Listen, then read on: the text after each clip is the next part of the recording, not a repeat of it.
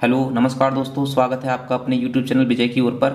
जैसा कि अपनी हिंदी क्लास की सीरीज जो चल रही है शॉर्ट रिवीजन क्लास, उसकी आज अपनी तीसरी क्लास होगी। तो आज की जो इससे पहली जो क्लास हुई है वो अपनी स्वर की हो गई है। तो दूसरा जो टॉपिक है अभी स्वर के बाद में अपनी जो तीसरी क्लास में आज जो हो रहा है वो होगा अपना व्यंजन का। ठीक है ना। तो आज अपने स्टार्ट करते हैं व्यंजन की क्लास। ठीक है ना। तो देखिए सबसे पहले हमें क्या करना है, व्यंजन। ठीक है ना। व्यंजन के लिए हमें पढ़ना है। तो सबसे पहले याद रखना है कि व्यंजन क्या होता है। तो व्यंजन हमें याद रखना है कि भी जो वर्ण स्वर की सहायता से बोले जाते हैं उन्हें क्या बोलते हैं, व्यंजन कहते हैं। यानी व्यंजन क्या है, एक तरह की परतंत्र ध्वनियां होती हैं और स्वर कैसी होती हैं, स्वतंत्र ध्वनियां होती हैं। तो ये हमें याद रखना है कि भी जो व्यंजन है वो कैसी हैं, परतंत्र ध्वनियां होती हैं, और स्वर कैसी होती हैं, स्वतंत्र ध्वनियां होती हैं। और व्यंजन की परिभाषा क्या लिखेंगे, जो वर्ण स्वर की सहायता से बोले जाते हैं क्या कहलाते हैं, व्यंजन कहलाते हैं। और इनकी संख्या कितनी होती है, तो दोस्तों पेपर में अगर इनकी संख्या के बारे में कभी आए तो आप याद रखना इनकी संख्या मुख्यतः जो होती है वो 33 होती है। ठीक है ना। वैसे इनकी संख्या अगर कुल की बात करें तो 39 होती है। अब इस 39 में 25 तो स्पर्शी व्यंजन होते हैं और 4 अंतस्थ व्यंजन होते हैं, 4 ऊष्म व्यंजन होते हैं और 4 संयुक्त व्यंजन होते हैं और 2 उत्क्षेप व्यंजन होते हैं, या फिर द्विगुण व्यंजन कहा जाता है इन्हें। ठीक है ना। या फिर अतिरिक्त व्यंजन भी बोल दिया जाता है। तो इस तरह से कुल व्यंजनों की संख्या कितनी होती है, 39। लेकिन अगर क्वेश्चन आए कि परंपरागत रूप से व्यंजनों की संख्या कितनी होती है तो हम कितनी बताएंगे, 33। यानी या फिर इस तरह से नॉर्मली आपसे क्वेश्चन पूछा है कि भी कुल व्यंजन कितने होते हैं, तो अपनी हिंदी वर्णमाला में कुल जो मुख्य व्यंजन होते हैं वो कितने होते हैं, 33 होते हैं। ठीक है ना। वो ये बात भी याद रखनी है। अब देखो व्यंजनों का वर्गीकरण करते हैं। ठीक है, व्यंजनों का वर्गीकरण। तो व्यंजनों का अगर वर्गीकरण करते हैं तो स्वर तंत्रियों के आधार पर, तो स्वर तंत्रियों के आधार पर कौन कौन से होते हैं, तो अपने स्वर तंत्रियों के आधार पर पहला है स्पर्शी व्यंजन। और स्पर्शी व्यंजनों की संख्या याद रखनी है, स्पर्शी व्यंजनों की संख्या कितनी होती है, 25 होती है। ठीक है ना। इसके बाद में ये जो स्पर्शी व्यंजन होते हैं ये 5 वर्गों में डिवाइड होते हैं। तो ये याद रखना है, पहला कौन सा वर्ग होता है, का वर्ग होता है, फिर कौन सा होता है, चा वर्ग होता है, फिर कौन सा होता है, टा वर्ग होता है, फिर ता वर्ग होता है और फिर पा वर्ग होता है। ठीक है ना। का वर्ग कौन सा होगा, क ख ग घ और अंग। ठीक है ना। चा वर्ग कौन सा होगा, च छ ज झ यहाँ। ठीक है ना। टा वर्ग क्या होगा, ट ठ ड ढ अना। ता वर्ग क्या होता है, त थ द ध ना। ऐसी पा वर्ग क्या होता है, प फ ब भ और म। इस तरह से ये हमारे कितने लेटर हो गए, कितने वर्ण होते हैं हमारे, स्पर्शी व्यंजनों की संख्या कितनी होती है, 25। तो ये बातें याद रखनी है। स्पर्शी व्यंजनों का जो उच्चारण स्थान है वो हमें बहुत बढ़िया तरीके से याद रखना है, क्योंकि इनका उच्चारण स्थान पेपर में पूछा जाता है। ठीक है ना। तो जो का वर्ग होता है वो अपना कैसा होता है, कंठ्य वर्ग होता है। ठीक है ना। यानी का वाले वर्ग कैसे बोले जाते हैं, क ख ग घ अंग, ये सब किस तरह से बोले जाते हैं, कंठ्य से। तो कंठ याद रखना है, का कैसा है, कंठ्य, गा खा कैसा है, कंठ्य, गा कैसा है, कंठ्य, घा कैसा है, कंठ्य, और अंग कैसा है, कंठ्य। तो ये चीज याद रखनी है। चा वर्ग जो होता है पूरा का पूरा कैसे होता है, तालु से बोला जाता है। यानी च छ ज ये सब कैसे बोले जाते हैं, तालु से बोले जाते हैं। तो इन्हें बोला जाता है तालु से। मूर्धा क्या होता है, मूर्धा होते हैं टा वर्ग वाले, यानी ट ठ ड ढ ण। तो ये मूर्धा से बोले जाते हैं। मूर्धा का मतलब है कि सबसे पहले जीभ हमारी ऊपर जाती है और फिर सीधी सी नीचे आके गिर जाती है। तो ऐसा कब होता है, मूर्धा में। ठीक है ना। मूर्धा। तो मूर्धा वाले कितने हैं, ये 5 लेटर याद रखने हैं यहाँ पे। दंते वाले कौन से हैं, जो दांतों की सहायता से बोले जाते हैं। तो दंत वर्ग में आते हैं त थ द ध न। ठीक है ना। ये बात याद रखनी है। इसके बाद में पा वर्ग वाले कैसे कहलाते हैं, ये ओष्ठ कहलाते हैं। तो इनका उच्चारण स्थान सबका पा वर्ग वालों का क्या हो जाएगा, ओष्ठ हो जाएगा, प फ ब भ म। ठीक है, ये चीज याद रखनी है। अब अगर इनके उच्चारण स्थान की अगर बात करें तो ये जो अंग है ये कैसे बोला जाता है, ए एन जी ए। इस तरह से उच्चारण करेंगे तो अंग बोला जाएगा। ऐसे ये वाला जो च छ यहाँ है इसे क्या बोलेंगे, एन वाई है, यहाँ यहाँ इस तरह से। ठीक है ना। रा कैसे बोला जाता है, ये वाला आई एन ए, अना अना इस तरह से। और ये ना एन ए और ये मा एम ए। ठीक है ना। इस तरह से याद रखना है। इनका उच्चारण स्थान करने के लिए थोड़ी सी हिंट है। अब हमें थोड़ा सा और क्या याद रखना है कि ये जो प्रत्येक वर्ग का जो पंचम अक्षर है, यानी पंचम वर्ग जो है, तो हमें याद रखना है कि भी अंग, या, न और न और म, ये सारे सारे जो 5 वर्ग हैं, प्रत्येक वर्ग का जो 5वां वर्ण है उन्हें किस नाम से जाना जाता है, तो इन्हें पंचमाक्षर भी बोला जाता है, अशुभ अक्षर भी बोला जाता है और अनुनासिक भी बोला जाता है। ठीक है ना। तो इनके ये इतने सारे नाम हैं। और एक थोड़ी सी बात और याद रखनी है कि भी जो इन प्रत्येक वर्ग का वर्ग, चा वर्ग, टा वर्ग और ता वर्ग का जो पहला पहला लेटर होता है, यानी पहला पहला जो वर्ण है, इन्हें हम क्या बोलते हैं, इन्हें उदित वर्ण के नाम से जाना जाता है। तो इन्हें क्या बोलते हैं, उदित वर्ण। ठीक है ना। ये बात भी याद रखनी है। इसके बाद में चलो आगे चलते हैं। स्पर्श व्यंजन का उच्चारण के आधार पर क्रम। यानी स्पर्श व्यंजनों का अगर आपसे पूछे कि भी उच्चारण के आधार पर क्रम लगाइए स्पर्श व्यंजनों का, तो सबसे पहले क्या आएंगे, कंठ आएंगे, फिर तालु आएंगे, फिर मूर्धा, फिर दंत, फिर क्या आते हैं, ओष्ठा। कंठ तालु मूर्धा दंत ओष्ठ, ठीक है ना, ये बात याद रखनी है। अगर मानव मुख के आधार पर सही क्रम पूछे कि भाई मानव मुख के अंदर सबसे पहले क्या आता है, तो सबसे पहले क्या आता है, सबसे पहले हम बताएंगे, सबसे पहले आता है कंठ, इसके बाद में क्या बताएंगे, फिर आता है मूर्धा, इसके बाद में क्या आता है, तालु आता है, फिर क्या आता है, दंत आता है, दंत के बाद में क्या आता है, ओष्ठ आता है, ठीक है ना। तो चलो ये चीज़ें हो गई हैं नहीं। इसके बाद में क्या देखेंगे, अंतस्थ। तो अंतस्थ जो वर्ण होते हैं, अंतस्थ व्यंजनों की संख्या कितनी होती है, या र ला वा, तो इनकी संख्या कितनी हो गई, 4, ठीक है ना। अंतस्थ वर्ण कितने होते हैं अपने, 4। या का जो उच्चारण स्थान होता है वो क्या होता है, तालु होता है। रा का क्या होता है, वत्सर्य होता है, वर्तस्य होता है, ठीक है ना, वर्तस्य। ऐसी ला का क्या होता है, वर्तस्य होता है। दा का, बा का क्या होता है, दंतोष्ठ होता है, ठीक है। बा का स्पेशली याद रखना है, ये ज़्यादा पूछा जाता है कि बा का उच्चारण स्थान क्या है, तो दंतोष्ठ है, ठीक है ना इसका। अगर हम ऊष्म व्यंजनों की बात करें तो ऊष्म व्यंजनों की संख्या भी कितनी है, 4 है, ठीक है ना। और ये कौन से हैं, सा, इसे तालु वाला सा बोलते हैं, इसका उच्चारण स्थान क्या है, तालु है। सा, इसका उच्चारण स्थान क्या होता है, मूर्धन्य होता है। इसके बाद में ये वाला सा, इसका उच्चारण स्थान क्या होता है, वर्तस्य होता है, ठीक है, ये चीज़ याद रखनी है। ऐसी हा का उच्चारण स्थान क्या होता है, तो इसका उच्चारण स्थान होता है स्वर यत्रीय, ठीक है ना, या फिर कंठ से बोला जाता है, ये बात याद रखनी है।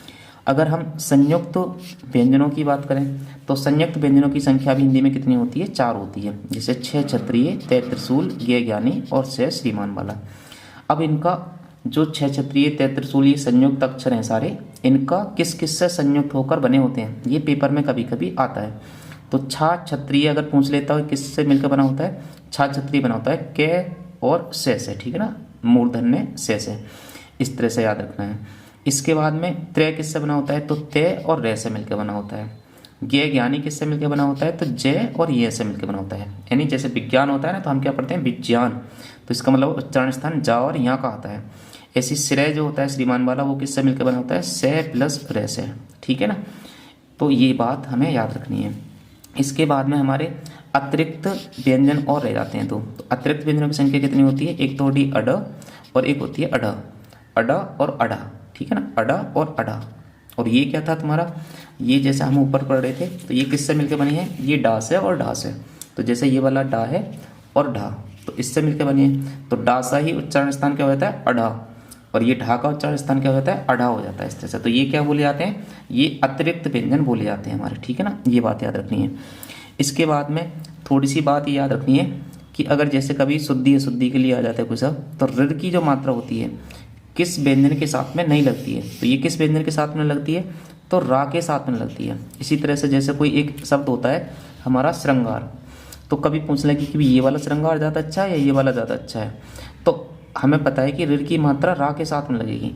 तो ऋ की मात्रा जब रा के साथ में लगेगी तो ये वाला क्या हो जाएगा, ये सही हो जाएगा, और ये वाला रा लगा हुआ है यहाँ पे और ऋ भी है, तो दोनों एक साथ ना आ सकते, इस वजह से ये क्या हो जाएगा, गलत हो जाएगा। तो श्रृंगार हमारा कौन सा लिखा सही होता है, ये वाला, इस तरह से, ठीक है ना, ये श्रृंगार गलत होता है, ठीक है। तो ये चीज़ याद रखनी है। अब इसके बाद में देखते हैं घोष के आधार पर, ठीक है ना। देखो एक चीज़ याद रखनी है, टा वर्ग को हम क्या बोलते हैं, टा वर्ग को उच्छित वर्ग भी बोला जाता है, ठीक है ना। अब इसके बाद में देखते हैं घोष के आधार पर भी व्यंजनों को बांटा जाता है। तो घोष के आधार पर व्यंजन कितने होते हैं, 2 प्रकार के होते हैं, एक तो अघोष व्यंजन और एक सघोष व्यंजन, ठीक है ना। इसी तरह से हमने स्वरों को बांटा था घोषत्व के आधार पर। तो घोषत्व के आधार पर स्वर कैसे होते हैं, सारे के सारे स्वर जो होते हैं वो सघोष होते हैं, ठीक है ना, ये वाली बात याद रखनी है। अब अघोष कौन से होते हैं, तो स्वर तंत्री में कंपन न करने वाले वर्ण, स्वर तंत्री में कंपन न करने वाले वर्ण क्या कहलाते हैं, अघोष कहलाते हैं।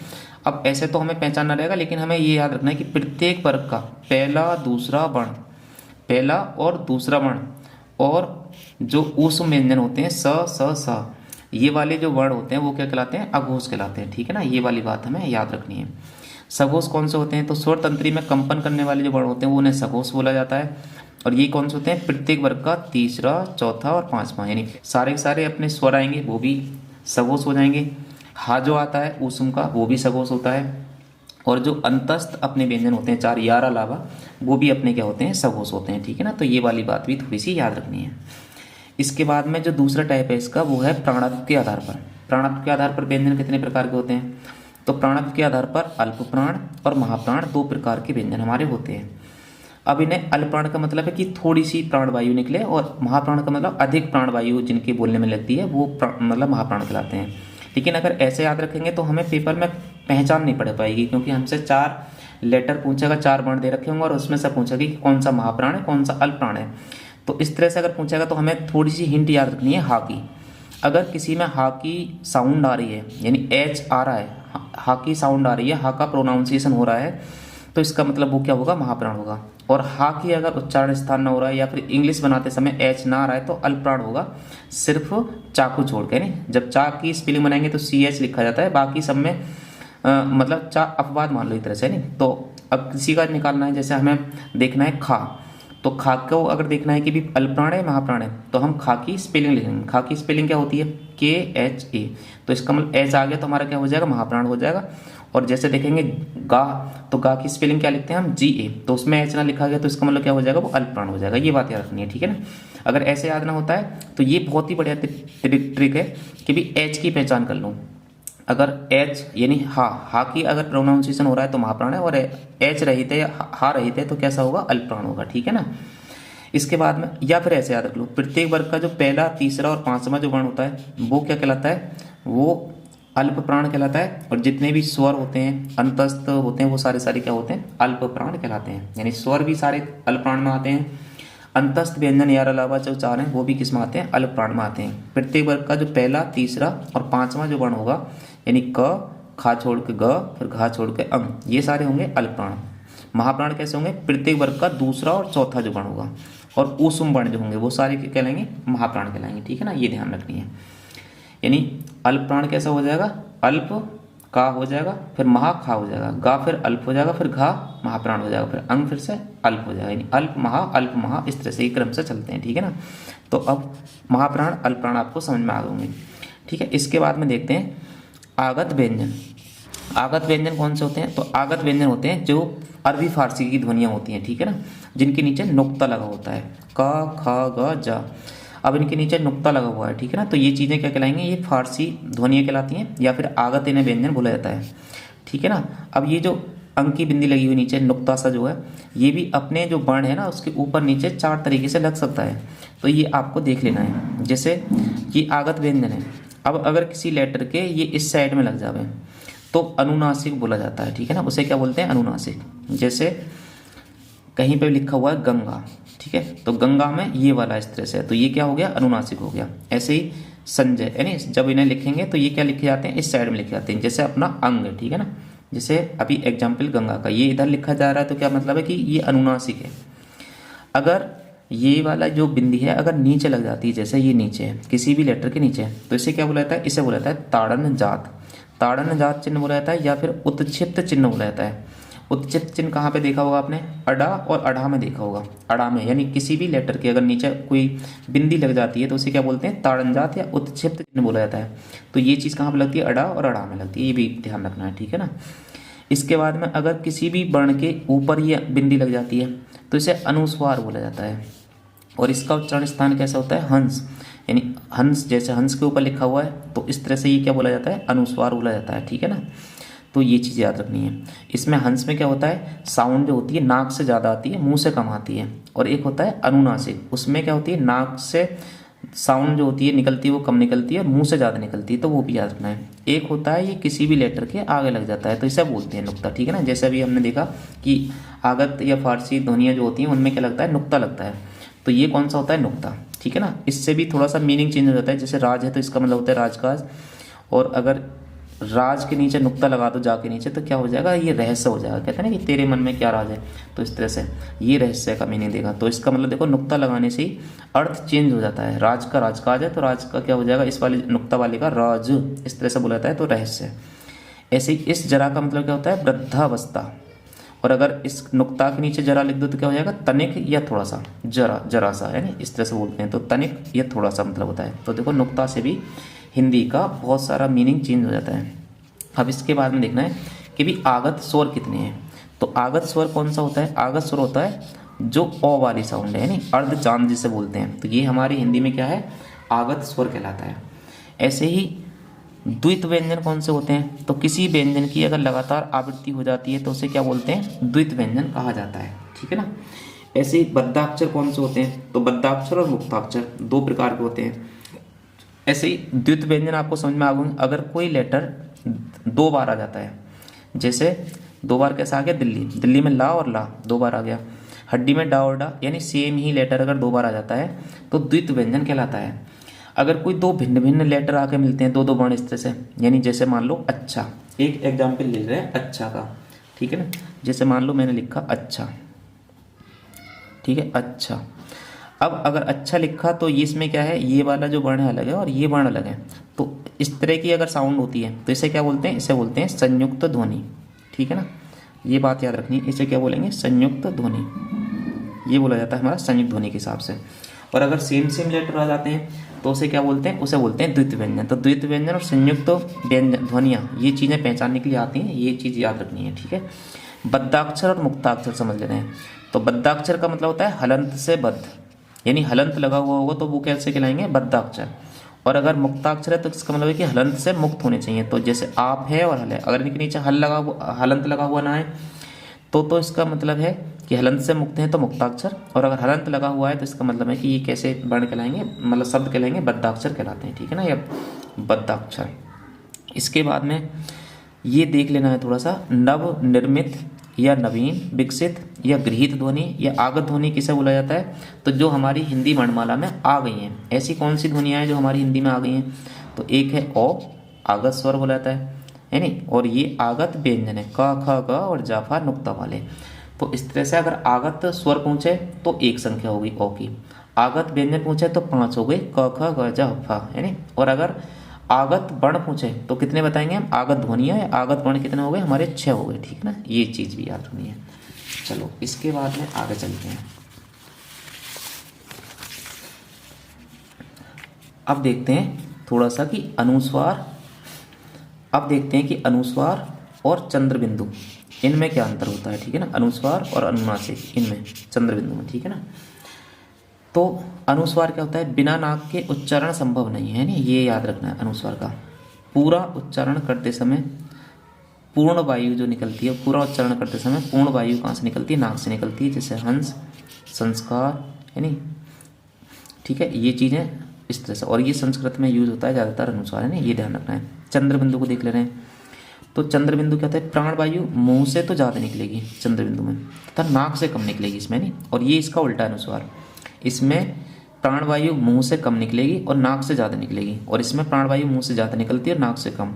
जैसे हमें बोलना है माँ, ऐसे बोलना है हंस, ऐसे बोलना है चांद, तो चांद में मुंह से ज़्यादा साउंड निकलेगी, नाक से कम, है नहीं। और इसका प्रयोग चंद्र बिंदु का कहाँ पे ज़्यादा होता है, हिंदी में ज़्यादा होता है। तद्भव शब्दों में किसका इस्तेमाल करते हैं हम, इसका, चंद्र बिंदु का। और तत्सम शब्दों में ज़्यादातर किसका इस्तेमाल होता है, ये अनुस्वार का इस्तेमाल होता है, नहीं, ये चीज़ भी याद रखनी है। इसके बाद में हमें देख लेना है कि भी रा, एक रा लेटर है, तो रा से भी कई क्वेश्चन आ जाते हैं कि रा को भी थोड़ा सा नज़र मारना है कि रा के कितने भेद होते हैं।